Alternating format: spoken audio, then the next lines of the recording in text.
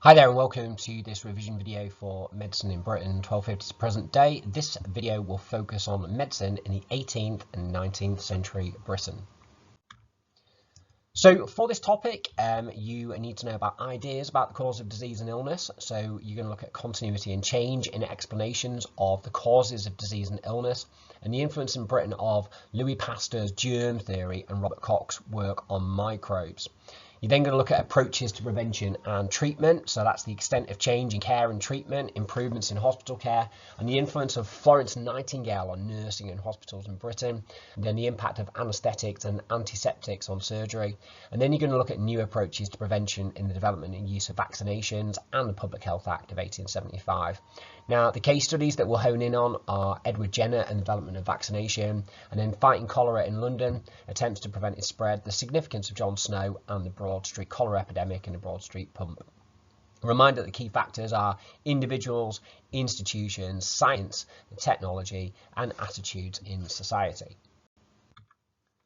Okay, so it's just quite helpful for this topic. There's a lot going on in medicine in the 18th and 19th century. So this just gives you an overview of the timeline of the breakthroughs in medicine during this time period. So in 1798, Edward Jenner develops the vaccination against smallpox. In 1847, James Simpson discovers the first effective anaesthetic, that's chloroform. In the 1850s, during the Crimean War, Florence Nightingale brings about improvements in hospital care and nursing. In 1854, John Snow proves that dirty water causes cholera, although not everyone believes him, during a Broad Street cholera epidemic in London. In 1861, Louis Pasteur publishes his germ theory of disease. In 1867, Joseph Lister used carbolic acid spray as an antiseptic. Very important event, 1875, the Public Health Act was passed in Britain. Marked a major change in the attitude of the government to improving public health, and once and for all really smashed that old idea of laissez-faire. 1882, Robert Koch was able to identify specific bacteria which cause diseases, which very much built on Louis Pasteur's work. Okay, so in the first part, we're going to talk about ideas about the cause of disease and illness. Okay, so one of the things to be aware of is that from around about the year 1700, the church began to lose its influence over disease and illness, and there was much more focus on scientific explanations. But that doesn't mean that the church didn't still have influence, and we are going to see some examples, such as with cholera, where there is still a bit of a religious approach to disease. Now, this time period is known as the Enlightenment, and there's very much an encouragement of new scientific ideas.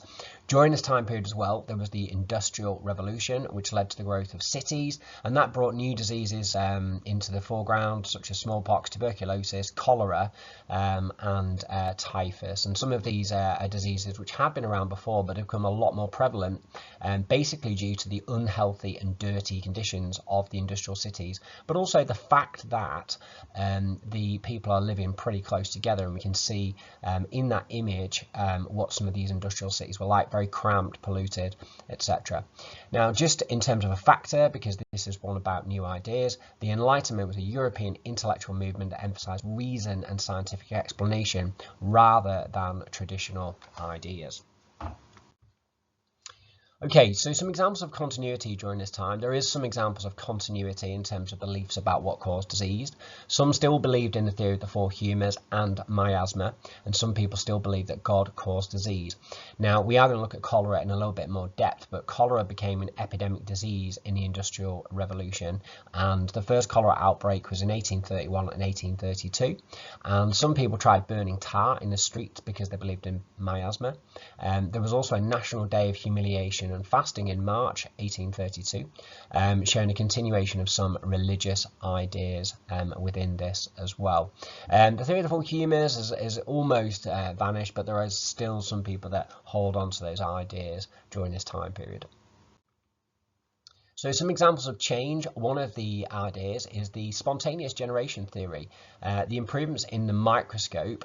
So if you remember in the last time period, Robert Hooke developed the microscope, but do you remember William Harvey? He couldn't quite see the capillaries when he was proving his ideas on circulation of the blood. But by the 18th and 19th century, the microscope is a lot more powerful.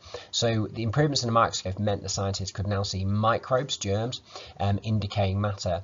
Now, scientists argued believed that the microbes were caused by the decay rather than the cause of the decay itself, and that they were spread by miasma. So they used to believe that these microbes were generated spontaneously out of nothing, basically, in the process of decaying matter. So that's the idea. That's a new example of a change. It's not correct, that theory, but it is a new idea. So another very important change to be aware of during this time period is Louis Pasteur's germ theory. So this is a really pivotal moment in the history of medicine. In 1861, Louis Pasteur published his discovery of the germ theory, and in this he proved that germs cause liquids to decay and therefore disproved the theory of spontaneous generation. And he used this to come up with the theory that germs cause disease. Now remember, it's a theory. You know, Louis Pasteur doesn't discover which germs cause which disease. That will come later with Robert Koch. So Pasteur used microscopes and a swan neck flask, which you can see here, which trapped the microbes in the air. When he tipped the flask, the microbes could get in and make the air go bad. His theory was quite general, so he could not identify which specific bacteria caused which disease. Now, the impact of the germ theory in Britain, well, you know, like a lot of these scientific discoveries that we found out about, there was little immediate impact on medicine. And I hasten to add, Louis Pasteur is French, by the way, so it's about thinking about how this actually have an impact in Britain. Now, there's little immediate impact on medicine because doctors and surgeons themselves, they could not see the microbes, and many people still believed in miasma. And some important individuals at the time that did still believe in a miasma theory were Florence Nightingale and, of course, public health reformer Edwin Chadwick, who we'll look at a little bit later on. Pasteur could not say which germs caused disease, so it had little practical impact. There was a little bit of impact, though, on the work of Joseph Lister, who linked the germ theory to infection in his patients. Now, Lister is the one who comes up with the carbolic spray. But in the long term, Pasteur's discovery led to changes in preventing disease with vaccinations and understanding how vaccinations worked, and also the introduction of antiseptic and then later aseptic surgery. It also helped Robert Koch, who built on Louis Pasteur's discovery. So let's talk about Robert Koch. Now, Robert Koch, German scientist, he built on the work of Pasteur by identifying which microbes cause which disease. And this was a much more practical discovery. And he did this by staining the germs, basically, to observe them more clearly under a microscope. So in 1876, he discovered the bacteria that caused anthrax. In 1882, he discovered the bacteria that caused tuberculosis and typhoid. In 1883, he discovered the cholera bacteria. Koch's team then went on to discover microbes for a range of diseases such as diphtheria, pneumonia, meningitis, the plague actually, and also tetanus. Now, what were Koch's impact on medicine in Britain? Well, in some ways it was positive. He made it easier to see microbes. He developed a special dye that would stain them so you could see them more clearly. His method of growing microbes allowed other scientists to study diseases. And Koch's work inspired other scientists to look for microbes which caused other diseases as well. However, some of the negative impacts, the drawbacks of Robert Koch's ideas, is the discovery of germs and bacteria did not have a significant impact itself on medical treatment. Just coming up with the cures and the vaccines would take much, much longer. And the British government rejected the germ theory at first, even when Koch proved that cholera was caused by microbes in drinking water. You know, they still ignored it, and some continued to believe in miasma. Okay, so the next thing we're going to look at is approaches to prevention and treatment, and we're going to consider the extent of change in care and treatment, improvements in hospital care, Florence Nightingale, Anesthetics, Antiseptics, and we're also going to look at the development and use of vaccinations and the 1875 Public Health Act. Okay, so let's talk about Florence Nightingale and hospital care. So from the 18th century, many more people have been treated in hospital, but that resulted in less sanitary conditions, less clean conditions. Florence Nightingale had trained as a nurse in Germany and also in France and Paris before being sent by the government to the Crimea to improve hospitals during the Crimean War. Nightingale noticed there was a very high death rate among soldiers, and along with 38 other nurses, Nightingale made sure that the wards were cleaned of dirt, organisation was improved, the patients were given clean bedding and good meals, for example, and within 6 months the death rates fell from 40% to 2%. So Florence Nightingale there had a really positive impact on hospital care and treatment. Now, when Nightingale returned to Britain, she campaigned for cleaner hospitals and improved training, so she had some impact back in Britain. She wrote a book called Notes on Nursing in 1859. In 1860, she set up the Nightingale School for Nurses. Nightingale also influenced the way that hospitals were designed, ensuring that hospitals were built from materials that could easily be cleaned. She believed in clean water supplies, good drains and sewers, and ventilation to ensure clean air. However, Nightingale also did believe in miasma, so she paid little attention to Louis Pasteur's germ theory. So she kind of thought that you got to clean the hospitals to get rid of the invisible poisons and the smells. So she kind of like had the right idea, but for the wrong reasons. And there's some similarities there with Edwin Chadwick as well. So there were other types of hospitals. The wealthy didn't normally go to hospital during this time. They paid fees to doctors who treated them at home. Local hospitals were known as cottage hospitals, and they were small with local doctors giving their time for free. Wealthy locals sometimes gave donations to help them. Working people could use hospitals if they paid into a sick club. So during the 19th century, lots of workers were in things like trade unions, and as part of that, they might be able to get some medical support. The poor went to workhouses if they could not support themselves, and in 1867 the government ordered the poor law unions to build infirmaries to care for the sick poor using taxes from local people. There were also asylums built for people who were seen as being mentally ill, although it's probably important to stress that they didn't really have a great deal of understanding about mental illness during that time period, other than kind of like keeping them away from other people in society. That's kind of like the approach they took.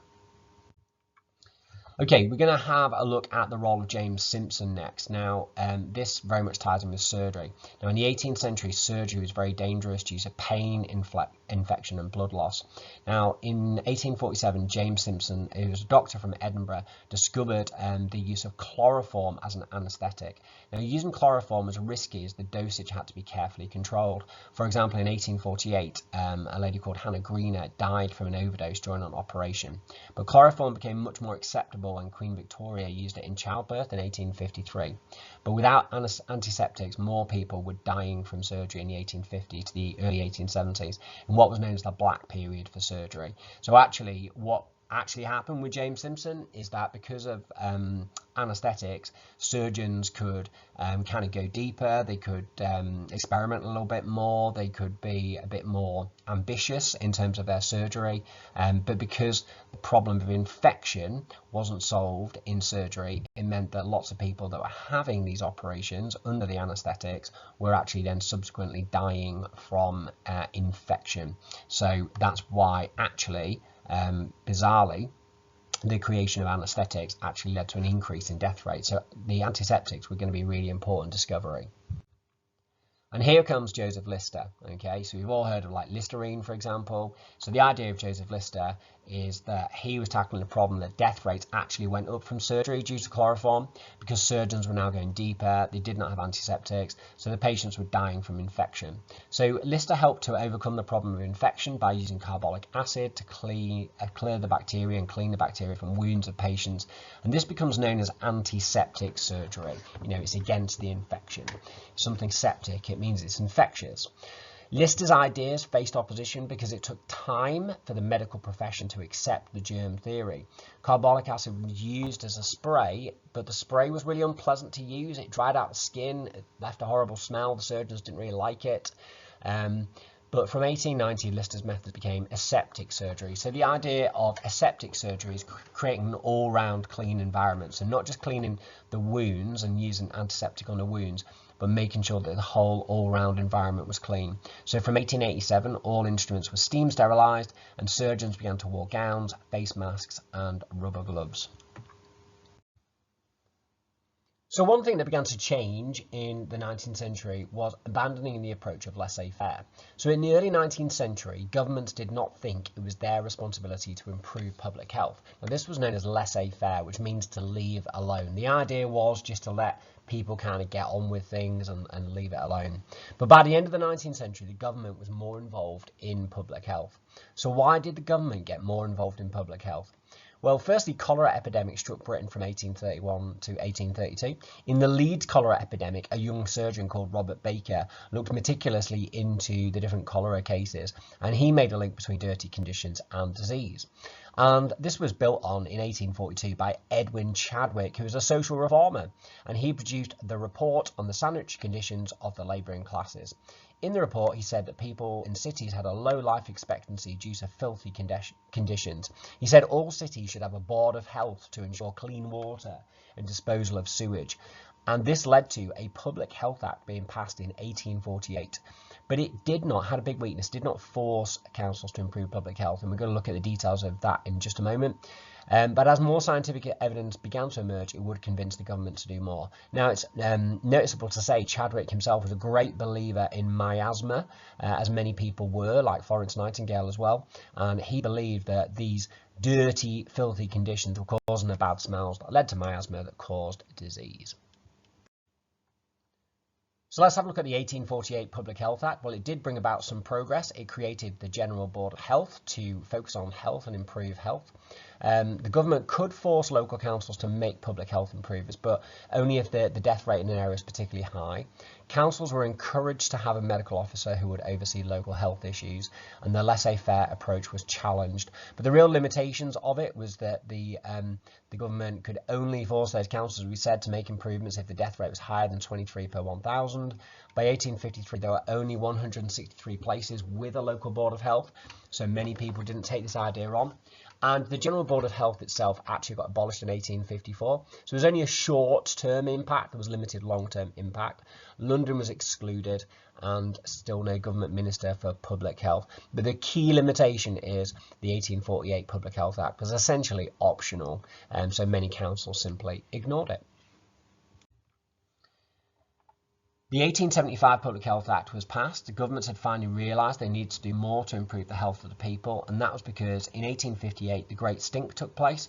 Sewage in the River Thames caused a terrible smell, and newspapers produced cartoons about the horrible pollution. It helped lead to money being spent to build a huge sewer network in London, led by Joseph Bazalgette. And when cholera came again to London in 1866, fewer people died, basically because of the sewage systems were better. People realised, combined with the germ theory idea and also John Snow's work that we'll look at a little bit later on, that clean water could tackle the deadly disease cholera. Now in 1867 many working class men got the vote, but it put pressure on politicians to do more. In 1872, the politician Benjamin Disraeli made a speech promising pure air and clean water. And this was in Manchester, in one of the big industrial cities. So he became Prime Minister in 1874, and he set about keeping his promise. And he's the Prime Minister who passes the 1875 Public Health Act. So there's a combination of different factors there for what brings about the 1875 Public Health Act. So I think it's fair to say the 1875 Public Health Act was a really, really important moment. The Act itself meant that clean water had to be provided to stop the spread of disease. Sewage systems were created to dispose of waste and cut pollution. The councils had to construct public toilets. And they had to employ a public officer of health, a medical officer basically, to monitor conditions and outbreaks of disease, and they had to create street lighting. And all of this was compulsory. The councils had to do that. Now, it was an important turning point in improving public health. If you remember, the 1848 Public Health Act had not forced councils to act, so its impact was limited. But the 1870 Public Health Act did force councils to improve public health. Of course, some health problems did remain, such as poverty and poor slum housing, but the 1875 Public Health Act was a really important moment in the history of improving public health. So we're now going to look at a couple of case studies. We're going to look at the key individual of Edward Jenner and the development of vaccination, and we're also going to look at fighting cholera in London and the attempt to prevent its spread, and the significance of John Snow and the Broad Street pump, the Broad Street cholera epidemic. Okay, so we'll talk about smallpox and Edward Jenner. So smallpox was a deadly disease. During the 18th century, smallpox epidemic struck Britain, and it killed many children as well as adults, and survivors were often left severely disfigured by scarring. At first, inoculation was used to prevent smallpox spreading.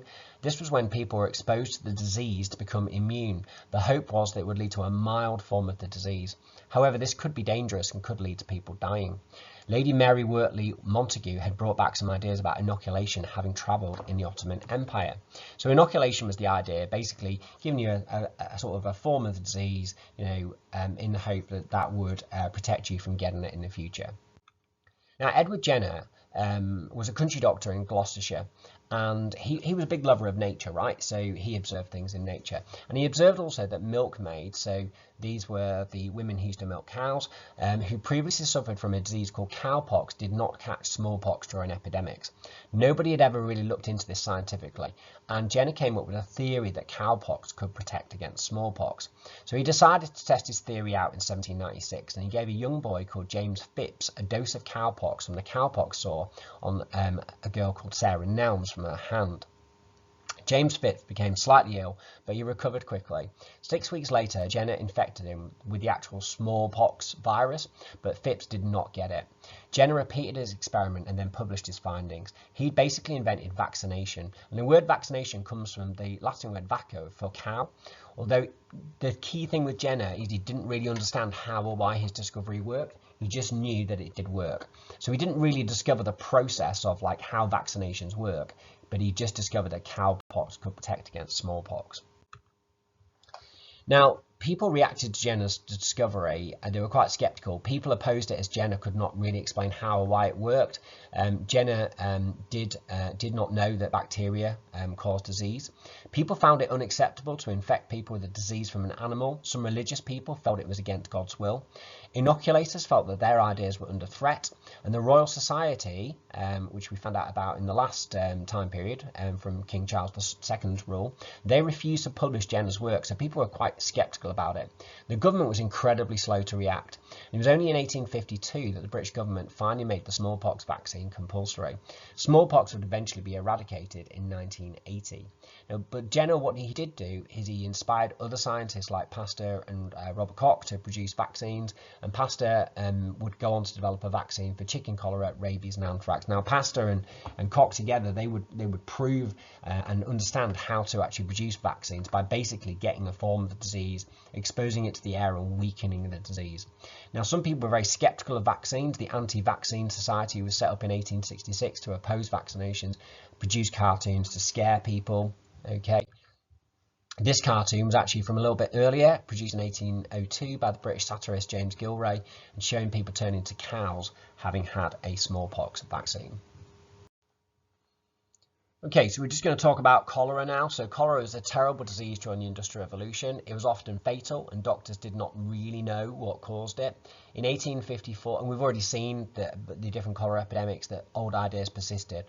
Anyway, in 1854, cholera broke out in Soho in London, and people tried to prevent its spread by burning barrels of tar to remove the bad air, smoking cigars or cigarettes to protect against bad air, and even praying and burning clothes and bedding as the victims. Now, in 1854, a surgeon in Soho in London called John Snow decided to investigate.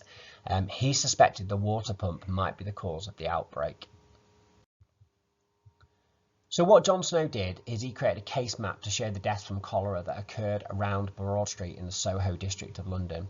From this, he used his individual genius to notice a pattern. He saw the deaths were all connected to the water pump. When Snow then removed the handle from the pump and prevented people from using it, there were no more deaths in the Broad Street area from cholera. Snow inspected the well underneath the water pump and found it was close to a cesspit with a cracked lining, which had caused waste to seep into the water and therefore spread cholera. Now, a few of the things that John Snow noticed, he noticed, for example, that none of the workers in the brewery nearby had got cholera, and that's because they were drinking beer rather than the actual water from the pump. And he also noticed a case of a lady who lived quite far away from the pump who got cholera. But when he investigated this, he found that this lady had been getting water from the Broad Street pump because she liked the taste from the water, so she'd also drunk from the pump. So he used systematic sort of scientific investigations in order to find out what actually was the source of this cholera outbreak. So John Snow had proved that cholera was spread by dirty water, and he presented this evidence to the House of Commons. His evidence, combined with the Great Stink of 1858, led the government to agree a new sewer system planned by Joseph Bazalgette. By 1865, 1,000 miles of sewers had been built in London, and this project was all finished by 1875. However, some people rejected Snow's ideas as he had no scientific evidence to back it up. He would need Pasteur's germ theory and Robert Koch identifying cholera before Snow's theory could be fully explained. So in terms of individuals and the institution, the church sees a decline in influence. Britain becomes a much more secular society, which means that people are using science to explain things rather than religion. Although, even in the first cholera outbreak of 1831, 1832, people were using God to explain the cause of the cholera. The government, they abandon laissez-faire and they do more to improve public health, such as the 1875 Public Health Act being a prime example. And there's a range of individuals that are really significant during this time period, which you need to learn. In terms of science and technology, the powerful microscopes enable scientific experiments, observe germs. The swan neck flask that Louis Pasteur used to disprove spontaneous generation theory and come up with the germ theory of disease. And then the scientific processes of people like John Snow, Louis Pasteur, Robert Koch, Edward Jenner.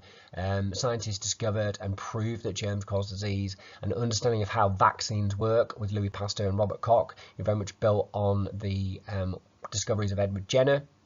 Remember, Edward Jenner didn't really discover why vaccines worked. And then attitudes in society, the decline of laissez-faire attitude. The attitudes to vaccines, suspicious of vaccines at first, but they began to change with more scientific explanation. The government was slow to get involved, but eventually made the smallpox vaccine compulsory. Enlightenment emphasized reason and individualism rather than traditional religious ideas. And within that, there's new ideas. People like Charles Darwin, for example, his theory of evolution, so challenging that much more rational and scientific approach to explaining things. It became accepted that the role of government should have more of a role in people's health. Democracy, we're not fully democratic during this time, obviously, but the working class men getting the vote in 1867 is a key reason for the eventual 1875 Public Health Act happening and lots of public health measures happening during this time.